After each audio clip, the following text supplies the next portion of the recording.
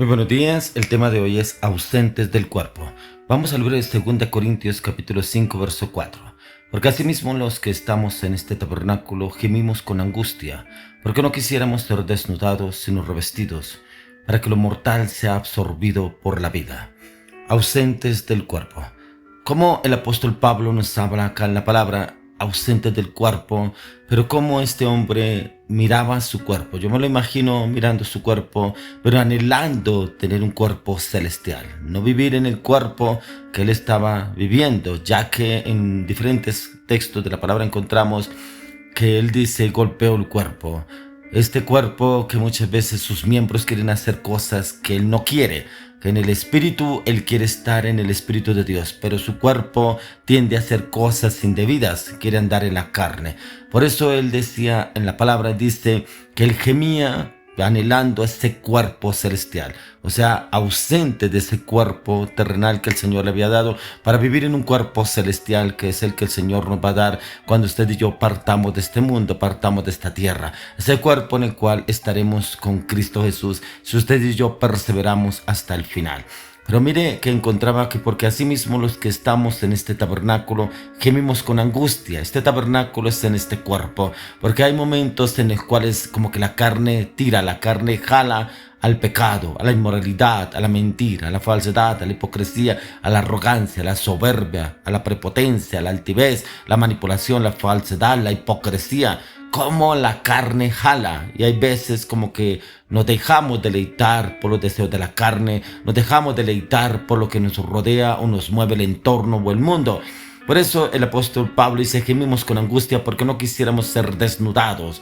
Y desnudados es prácticamente lo que hay en el alma. Lo que hay en el alma, ¿qué es lo que hay en su alma? ¿Qué guarda en su alma? Tristeza, dolor, amargura, resentimiento, rechazo, abandono, dolores de infancia, dolores de su niñez, sentimientos de zozobra, incertidumbre que sembraron sus padres, sus progenitores y que eso como que lo tiene agobiado, sino revestidos para que lo mortal sea absorbido por la vida, lo mortal que sea absorbido por la vida en Cristo Jesús. Como este hombre, el apóstol Pablo, se describe que él prefería prácticamente ser revestido de un cuerpo celestial y no seguir viviendo en ese cuerpo de pecado en el cual lo quería llevar a la zozobra y la incertidumbre, a la duda, al fracaso, al rechazo, al rencor. Pero encontramos también en este pasaje que en el libro de este capítulo 5, cuando usted lo lee detenidamente, que comienza y retoma los capítulos mencionados anteriormente, en la cual él nos dice, el apóstol Pablo, la naturaleza transitoria de la vida,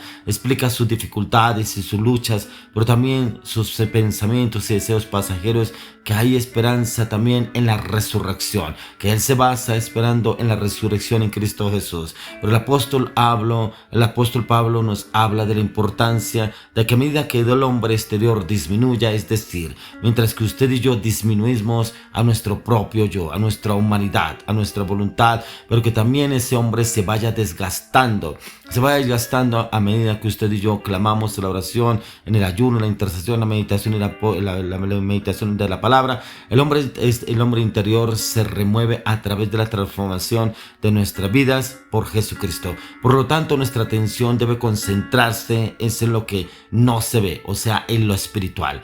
Usted y yo no nos podemos basar en lo que nuestros ojos físicos ven, porque como lo dice en Romanos 12:2, no os conforméis a este siglo, sino transformaos por medio de la renovación de vuestro entendimiento, para que comprobéis cuál sea la buena voluntad de Dios, agradable y perfecta. Tenemos de cuenta que nuestra mente terrenal debe ser transformada en una mente celestial, una mente espiritual. Pero para ser transformada esa mente espiritual, usted y yo debemos de hacer un esfuerzo en la meditación, en el estudio y la palabra.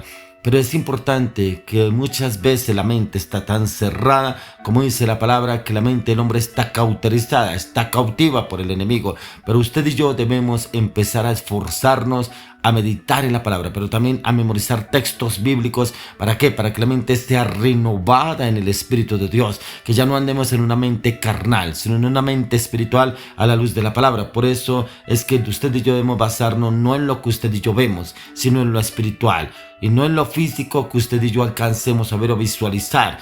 ya que el apóstol Pablo nos quería entender que usted y yo estamos en este tabernáculo o en esta tienda, en este cuerpo que se destruya, es decir, cuando se termine la vida física, tenemos un Dios, un edificio o una casa no hecha de manos eterna en los cielos.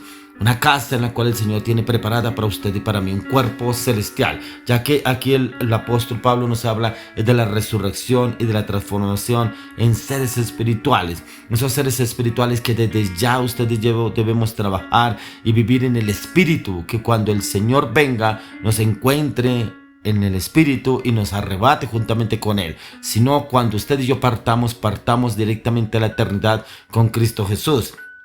Ya que aquí nos dice el apóstol Pablo, nos habla de gemir, y gemir es anhelando nuestra casa permanente en el reino celestial, ya que en esta vida llevamos una carga, y usted y yo gemimos por las dificultades, por la angustia, por la zozobra, por la incertidumbre, aún por el temor. Hay personas que se angustian por el mañana, qué irá a pasar con este gobierno, qué irá a pasar con este país, qué irá a pasar con la economía global, qué irá a pasar de pronto, será que viene otro virus, será que viene otra catástrofe a nivel mundial, ¿qué irá a pasar? Hay muchas personas que se angustian y se esperan en ese cuerpo terrestre, en ese cuerpo terrenal, pero cuando usted y yo realmente gimos delante del Señor, el Señor quita esa dificultad, esa angustia, esa zozobra por la cual estemos atravesando, ya que no deseamos perder la vida, sino que ser revestidos de vida, es decir, obtener la vida eterna en el reino de Dios.